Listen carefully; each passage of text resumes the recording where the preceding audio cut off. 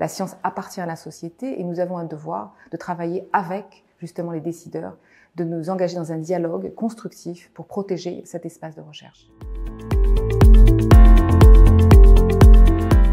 Bonjour, je m'appelle Yasmine Belkaïd, je suis la directrice générale de l'Institut Pasteur. Alain Fischer m'a contactée pour me demander de participer à ce message. Moi, j'ai eu la chance et le privilège de venir en fait faire mes études en France et j'ai bénéficié justement de cet écosystème de sciences, de collaboration, d'ouverture qui m'a permis d'avoir une carrière internationale.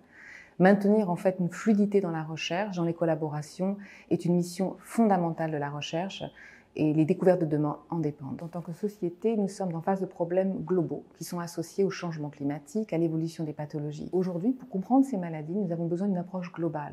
Nous avons besoin de collaboration, nous avons en fait besoin de travailler ensemble et de partager nos connaissances de façon très rapide. Les problèmes de santé ne concernent pas un pays, ne concernent pas un organe, ne concernent pas un domaine d'investigation.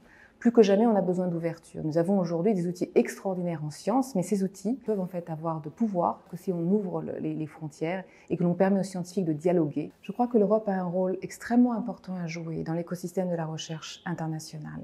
L'Europe est un environnement très particulier dans lequel nous pouvons justement travailler ensemble, ouvrir nos frontières, partager nos connaissances et accélérer la découverte. La science n'est pas juste une affaire de scientifiques, la science appartient à la société et nous avons un devoir de travailler avec justement les décideurs, de nous engager dans un dialogue constructif pour protéger cet espace de recherche. Nous avons en Europe des chercheurs qui travaillent de façon très complémentaire avec des technologies et des approches uniques et de partager ces connaissances de façon très rapide est nécessaire afin de découvrir les traitements de demain. La recherche est devenue de plus en plus compétitive. Aujourd'hui, pour faire des découvertes, il faut des fonds énormes. La recherche augmente de prix de façon constante. Il faut non seulement pas réduire les investissements de la recherche, mais il faut les augmenter. Il faut que pour que l'Europe puisse en fait se positionner dans la place qu'elle mérite et qu'elle doit prendre dans le monde au niveau de la science, il est important que tous les États et l'Europe se mobilisent pour augmenter la part nécessaire du budget qui doit être accordé à la science. Nous avons une jeunesse qui doit s'engager dans cette recherche.